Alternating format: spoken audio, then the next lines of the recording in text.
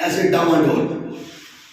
اور بعض حضرات جو نا ہمارے وہ اتنا ڈرتے ہیں، ان کے پاس ڈر ہی ڈر ہے، یہ ہو جائے گا، وہ ہوگا، یہ ہوگا، فلاں ہوگا، ایسے ہوگا، یہ ہوگا. اور بعض ہمارے بندے اکثر ایسے ہیں کہ ان کو ڈر کوئی نہیں، وہ اللہ سے امید ہی رکھتے ہیں کہ اللہ ہمارے پہ کرم فرمائے گا، اللہ مدد فرمائے گا. اس پہ کوئی شک ہے ہی نہیں. دنیا میں ہو تب بھی اللہ کی مدد، قبر میں ہو تب بھی اللہ رسول کی مدد، عشر میں ہو تب بھی اللہ کی رسول کی مدد. ان کی مدد کے بغیر میں گزارا کسی مقام پہ بھی نہیں ہے. دن کے اجالے میں، رات کی تاریکی میں، جاگتے ہوئے، سوتے ہوئے، ہر لمحہ اللہ کی مدد شامل حال ہے. اس کی مدد کے بغیر ایک لمحہ نہیں گزر سکتا. لیکن ہمارے بات بندے نا اللہ کی طرف سے اتنی امید رکھتے ہیں اس کے کرم کی، اس کی رحمت کی، کہ نیک اعمال کی طرف جاتے ہی نہیں، نیک عمل کی طرف جاتے نہیں، کہتے ہیں ٹھیک ہے اللہ معاف کرے گا، بس ٹھیک ہے جو بھی ہو گیا اللہ معاف کرے گا. اور بعض بندے ڈر ڈر کے لوگوں کو بھی ڈراتے ہیں، خود بھی ڈرتے رہتے ہیں. لیکن یاد رکھنا، میرے نبی پاک صلی اللہ علیہ وآلہ وسلم کا ارشاد سن لیں اور سینہ ٹھار لیں. میرے رسول پاک صلی اللہ علیہ وآلہ وسلم نے فرمایا مومن کا ایمان امید اور ڈر کے درمیان میں ہے. مومن کا ایمان امید اور ڈر کے درمیان ہے. مومن جو ہے وہ اللہ سے ڈرتا بھی ہے، اللہ سے امید بھی رکھتا ہے، ساتھ نیک اعمال بھی کرتا ہے. یہ امید اتنی نہ ہو کہ اعمال کی طرف بندہ جائے گا، بس امید میں کام رہے. ہاں اللہ کی امید ہے، اس کی رحمت کی امید ہے. وہ خود فرماتا ہے میری رحمت سے نا امید نہ ہونا. لیکن یہ نہیں کہتا بس اسی بات پر تقویٰ کر لو، عمل نہ کرنا. جہاں یہ فرمایا لا تقنطوا من رحمت اللہ، وہاں یہ بھی فرمایا جو میں نے قرآن کی آیات پڑھی ہے کہ اس طرح زندگی گزارو، اس طرح قرآن پہ عمل کرو، عمل کر کے زندگی گزارو. حضرت فاروق اعظم سے پوچھ لیتے ہیں اے خلیفۃ المسلمین بتاؤ نا آپ ہی مومن کا ایمان کس انداز کا ہونا چاہیے. تو حضرت فاروق اعظم رضی اللہ تعالیٰ نے فرمایا، آپ فرماتے ہیں مجھے اللہ کی امید بڑی زیادہ ہے، بڑی امید ہے. اے خلیفۃ المسلمین بتاؤ کتنی زیادہ امید ہے آپ کو.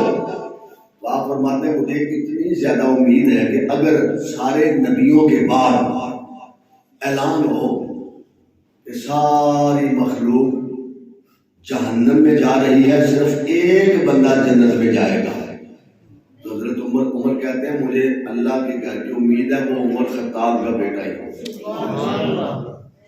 اور آپ فرماتے ہیں اگر میں اللہ کے ڈر کی بات کروں، اس کی خوف کی بات کروں، تو پھر میرا ڈر یہ ہے کہ سارے نبیوں کے بعد اگر اعلان ہو ساری دنیا کے لوگ جنت میں جائیں گے اور ایک بندہ جہنم میں جائے گا، تو میں سوچوں گا کہ شاید ایسا نہ ہو کہ میں خطاب کا بیٹا ہوں گا.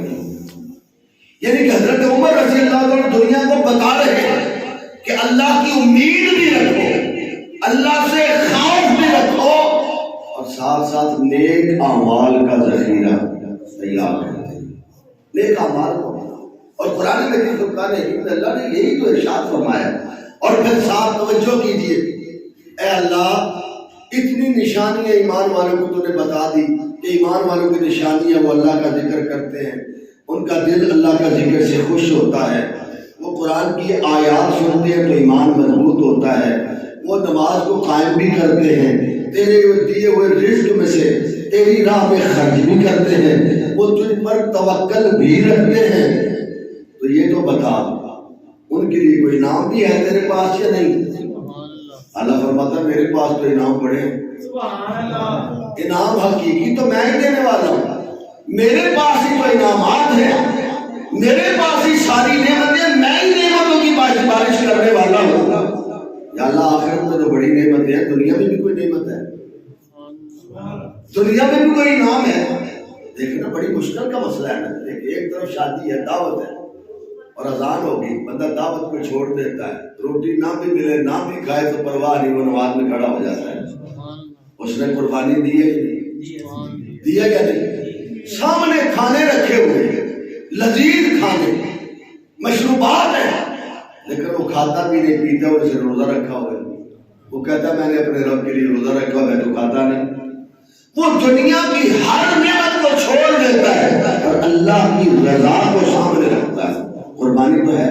تو یا اللہ تیرے پاس دنیا میں بھی کوئی انعام ہے اس بندے کے لیے جو تیری رضا کے لیے زندگی گزارے، جس کا سونا جاگنا جینا مرنا اٹھنا بیٹھنا تیری رضا کے لیے ہو، قرآن پہ عمل کرتے ہوئے گزرے، جس کی زندگی کا ہر لمحہ نبی کی سنت پہ عمل کرتے ہوئے گزرے، کیا اس کے لیے دنیا میں بھی کوئی انعام ہے؟ تو میرا کریم رب قرآن میں سورۃ الانفال میں ارشاد فرماتا ہے لہم درجات عند ربہم. اس ایمان والے کے درجے تو اس کے رب کے پاس ہے. سبحان اللہ. اس ایمان والے بندے کے درجے تو اس کے رب کے پاس ہے. یا اللہ مجھ بتانا، وضاحت کر دے گا تھوڑی سی کیا کیا درجے ہیں. تو میرا رب فرماتا ہے وَهُمْ مَغْفِرَةٌ وَرِزْقٌ كَرِيمٌ. اللہ فرماتا ہے کہ پھر میں اس کے سارے گناہوں کو معاف کر دوں. اس کے لیے انعام بھی جس کے اندر یہ 5 نشانیاں موجود ہیں. اور ایمان کی دولت سے جو بندہ مالا مال ہے اور اس انداز سے زندگی کو گزارتا ہے، ذکر و فکر میں رہتا ہے اور اس کا دل اللہ کے ذکر سے خوش ہوتا ہے، ڈرتا ہے اللہ سے، اور جو آیات سن کے اس کے ایمان کو تقویت ملتی ہے، ایمان مضبوطی پکڑتا ہے، نماز قائم کرتا ہے اور اللہ کی راہ میں خرچ کرتا ہے، اس پہ توکل رکھتا ہے، اس طرح جو زندگی اس قانون کے مطابق جو زندگی گزارتا ہے، پھر میں اس کے سارے پچھلے گناہوں کو معاف فرماتا ہوں. وَهُمْ مَغْفِرَةٌ وَرِزْقٌ كَرِيمٌ. فرمایا میں اس کو رزق بے حساب عطا کرتا، اس کو بے حساب. ہم سارا دن رزق کے لیے بھاگتے ہیں، دوڑ لگاتے ہیں، سارا دن رزق کی تلاش میں ڈھونڈتے ہیں، لیکن وہ کیا فرماتا ہے؟ وہ فرماتا ہے یہ نشانیاں تم اپنے اندر پیدا کر لو، میں تمہیں بے حساب رزق عطا کروں گا.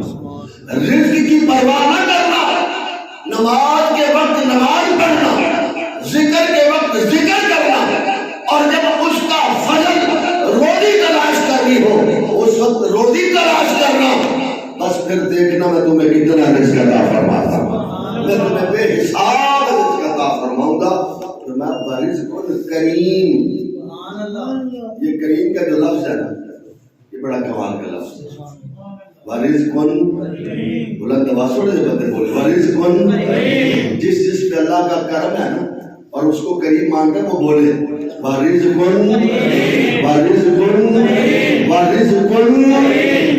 اتنا کریم ہے وہ مالک، ہمیں وہاں سے رزق دیتا ہے جہاں سے ہمیں توقع نہیں ہوتی، جہاں سے ہمیں سوچ نہیں ہوتی. کوئی دکاندار ہو اس کو کیا پتا آج میرے پاس فلاں گاہک آئے گا، فلاں آئے گا، پتہ ہے اس کو؟